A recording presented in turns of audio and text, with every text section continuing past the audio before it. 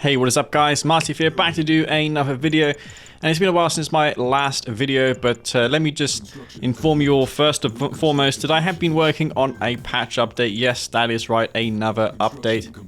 But I have some very exciting news to report regarding this update, and that is 3 exploits have been fixed. Basically every exploit in the next update is going to be fixed, so it's going to be impossible to exploit in any way in this game. And one of those exploits is the beam venom one, where you can continuously aim down a target and it will never relinquish the venom beam if the target goes out of range. That will no longer happen. Commandeer technology exploit, as well as another one which I don't want to mention, but it was pretty game breaking, and it's really good that it has been fixed. Really enjoyed the challenge of finding the fixes for those. Wanted to see if I could accomplish it. And I've also resolved some crashing issues as well in this game overall. I have a much thorough understanding of what causes crashing in this game, limitations of the engine. And there's some other small details like the mammoth tank, for instance, with railgun accelerators shooting their rockets at 2x speed as well. I mean, that's pretty self-explanatory. It's not a rocket accelerator, is it? It's a railgun accelerator. But EA, they doubled the rate of fire on that unit overall. So I'm very happy to report that things have been going super good on that patch. It's going to be called R22. It won't have a significant amount of balance changes, but I do believe it warrants to be called R22 if all the exploits have been resolved. Anyways, going into this game, I'm going to be playing as the Vanilla Nod, and my opponent, Cyberson, will be playing as the Traveler 59, if I recall correctly. It was either Scrin or Traveler. Nevertheless, this is a pretty unorthodox game. Hope you all enjoyed that previous game on Decision. Like that one, this game is pretty awesome.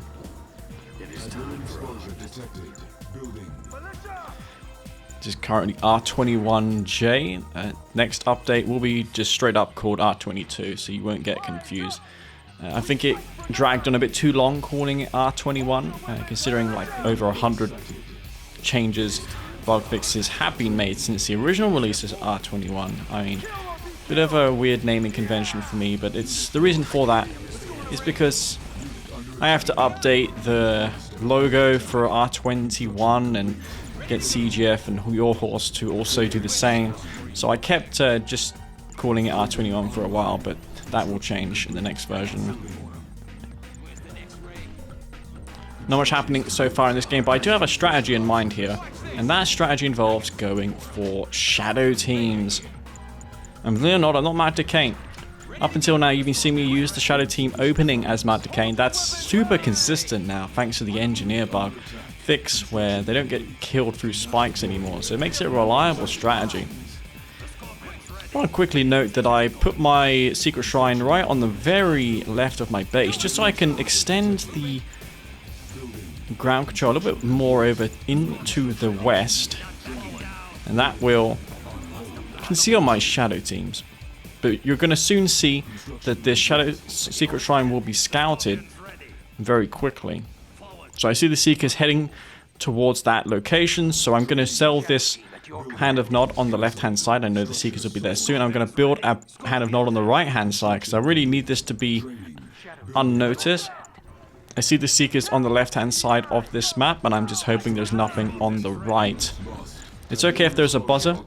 The barracks don't really give all the full story. You can't see shadow teams reveal.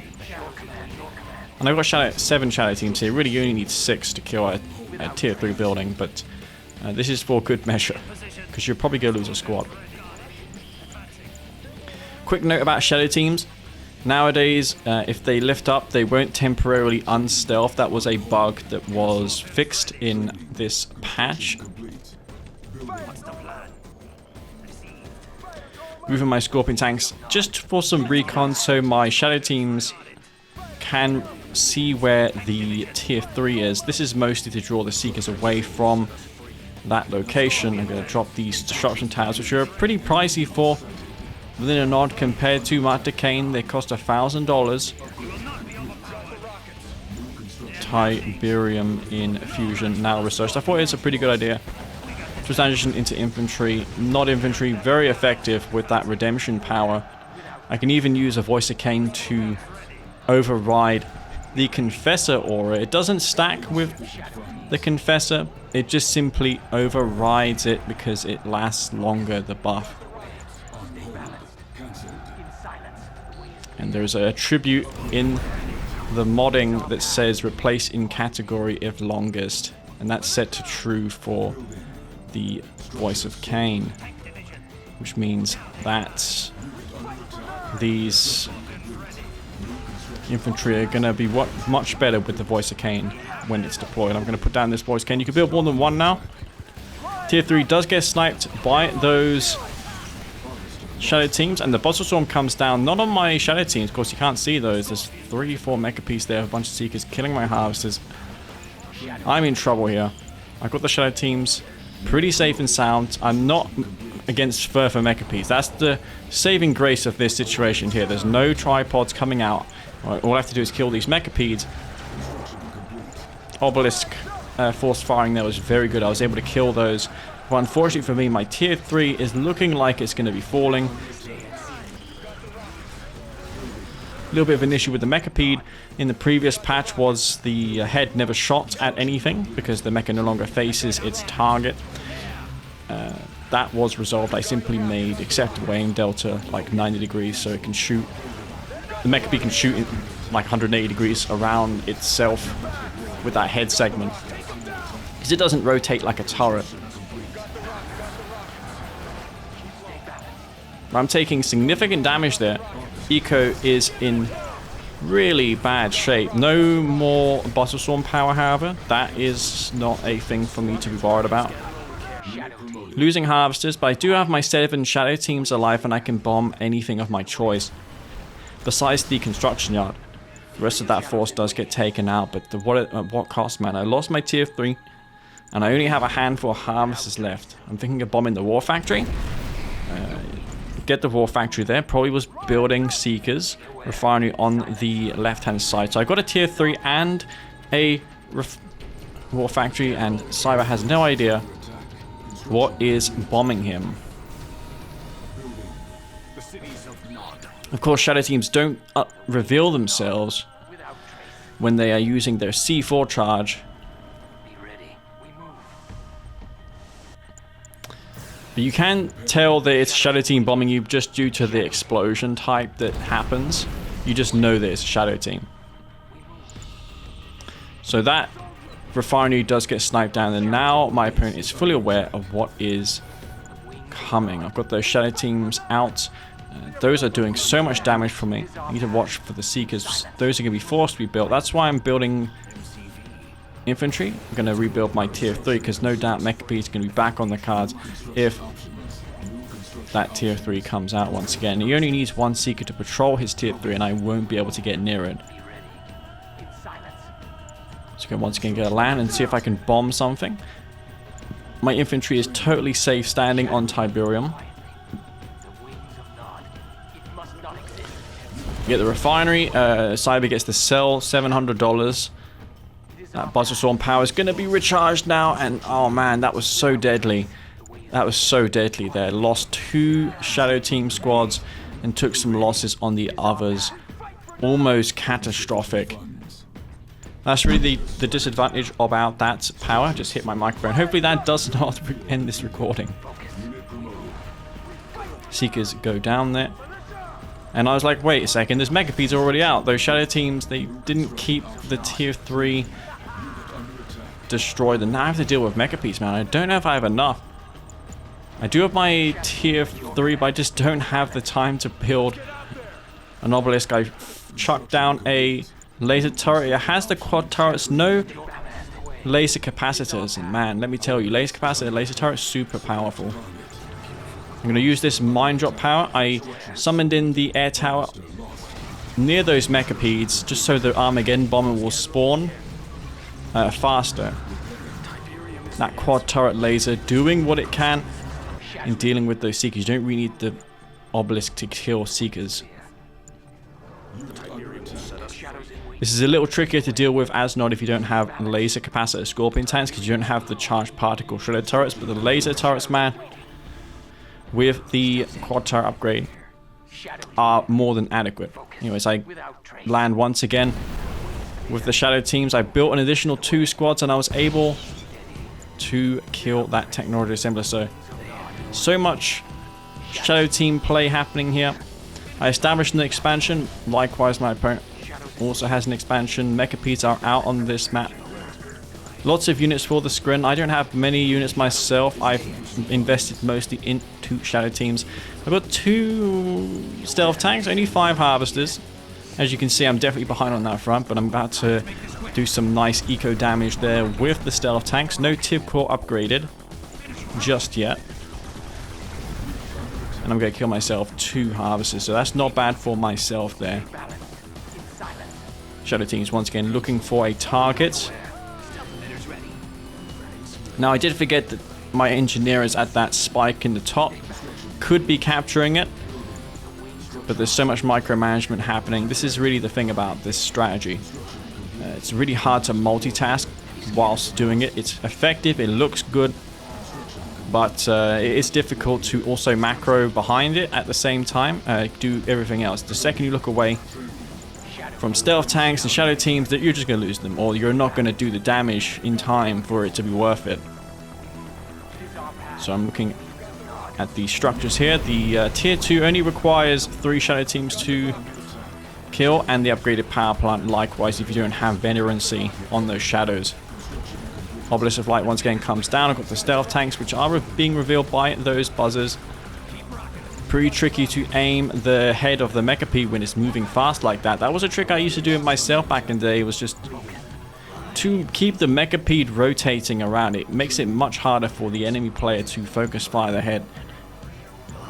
Now with these Mechapedes having increased range now, the same as 1.02, it's unwise to engage them head on with stealth tanks like I'm doing here. I'm just waiting for the ideal time. I've got stealth as my advantage.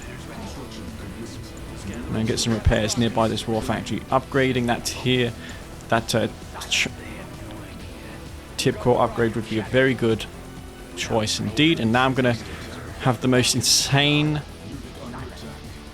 the same play here. So I see in my opponent's base that there are buzzer hives, and I can't really approach that tier 3 without being detected and killed. But I have something in mind for that. My power goes offline right in the worst moment as well. That head of the Mechapede getting targeted down. I focused down 2 of them already. So these buff Mechapedes still possible to counter with nods, obelisks of light, and stealth tanks as always. The buzzer hive detection range super good, and I know I can't really get in there. So my plan is to use Decoy army. I'm going to Decoy army my shadow teams and make it look like they're approaching from the left hand side, but instead they're going to be going from the right. It will force the buzzer hive buzzers to chase decoys instead. So here goes nothing. I'm going to wait until the decoys are detected, and Cyberstorm actually takes the bait and uses the Buzzlestorm support power on the decoys, which was amazing. Don't have to worry about that support power for a couple of minutes again. So that strategy there totally worked. An unorthodox use of Decoy army. And I'm still trying to stabilize in this crazy game so far. Another bunch of Mechapedes have been rebuilt. I got the shadow teams. All 7 squads are still alive. I still want to destroy that tier 3 and deny Eradicate Hex squad coming out, which will probably be what is on the way for the scrin. I just have not had the time to build an army capable of holding this mecha spam off. I just have less money. If you look at the Tiberium fields for both of us, I've harvested significantly less Tiberium compared to him. I got some infantry in the top, which I'm going to use to flank the enemy mechapeds. Good thing at not infantry is you can put them anywhere and they won't die to like Tiberium exposure. So I see an Eradicator Hexbot, I'm like, uh-oh, how do I kill that? I need to bomb that warp chasm as quick as possible. But this is insane. This is a leaf lock roll situation. Storm Column gets sold off. A Buzzer Swarm spawns. That was a patch change, and it almost foiled my strategy. That never used to spawn a Buzzer Swarm, and why not? But I never expected it to have such an impact. Luckily for me though, all 6 Shadow Team squads survived with like 1 member left. So that was definitely a bit of RNG in my favor there, denying that Eradicator Hex pod, and now I have to deal with all these mechapeds. I've only got 1 stealth tank. I lost my stealth tanks in the left part of the map, so that was very, very close, man. This could have been GG if I didn't get that warp chasm. So I lost almost all my Shadow Teams and my stealth tanks. That's terrible for me. And now I have to deal with all these mechapeds. Once again, there's so many mechapeds, but I got the tip core upgrade. You can see on my tech lab that is now researched. My tier 3 once again is going to be destroyed. I think it's going to be close. It's an expensive tier 3 for Cyberstorm. He loses 3 mechapeds. I've got an attack happening in the north of this map. I'm going to dispose of this Buzzer Hive. It's supported by 2 avatars, this infantry force. One of the stealth tanks goes down. So you see the stealth tanks and mechapeds, they trade relatively effectively. You can't just spam nothing but mechapeds and win the game. It's actually a usable, fun unit to build, the mechapede now. Before it was nerfed unnecessarily. Nerfed by 10%. I have no idea why that was done. There was other approaches to fixing the bug where the anti-air segment doesn't fire. If the first segment is a shard or toxin, the mechapede won't shoot aircraft in vanilla. So you have to make a range difference between the anti-air photon segment and shard segment. In vanilla, both segments have a range of 315. So you have to make a small difference there. What I did was I buffed the anti-air segment from 315 to 325. And that permits the shard segment to be mixed with anti-air segments without nerfing the mechapede and having AA capability. Shadow Team getting in some of the action there, killing the tier 3. There's no way to replenish lost members in squads for Nod units. Redeemer comes out. I've got my epic unit going for the expansion, researching EMP cores because I know there's going to be a Eradicator Hexbot on the way. I'm also running dry on Tiberium. I summon in the C Tiberium. It just allows Nod to fuel their war efforts just a little bit longer. Spawns in quite a healthy amount of Tiberium. In fact, it's worth building a chemical plant just for the C Tiberium ability. You can sell the chemical plant off afterwards, and that is worthwhile. Now, stealth tanks are a very expensive unit at this point in time because neither one of us have much Tiberium to waste here on anything. I see the drone platform. I'm looking at it, thinking about sniping it down, but probably not a good idea. And I'm getting super greedy here, trying to use this decal that I remade to get both the Corruptors and the refinery, because you can visualize the actual radius of it now with the white ring. It's representative of the radius of that support power. And you saw there a perfect use of that decal. I'm able to kill all the Corruptors and the refinery. Harvest is going down, and now this Hexbot is all that remains here for Cyberstorm. I got 3 avatars and my own Redeemer. I can even use the Rage Generator as well, which will prevent this Hexbot from being teleported back. Well, phased. Phase cannot be used now on epic units that are raged. I denied that in the code. Before, it was possible to waste your phase on raised units, which sucked because Scrin would have to then wait 4 minutes to use it. That sucked for Scrin, so that's quality of life change for them.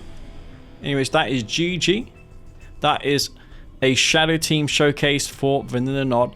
Probably not consistently going to work, but nevertheless, it's an alternative win condition. If I can keep the Scrim player down to tier 3, on tier 2, that is an option. I also denied shard launchers, but shards aren't going to be a thing versus Nod, in my opinion, just due to the laser capacitor Scorpion tanks. Anyways, guys, hope you all enjoyed that video and game there, and if you did, don't forget to hit the like button. I really do appreciate that. Anyways, thank you again to my patrons for supporting me this game. The patches I'm doing, posted a bunch of stuff in my Patreon for my members to examine the progress on the patch. I don't think they'll be disappointed by it. Anyways, I'll see you all in the next video, guys. This is it from me, Master Leaf. Peace out.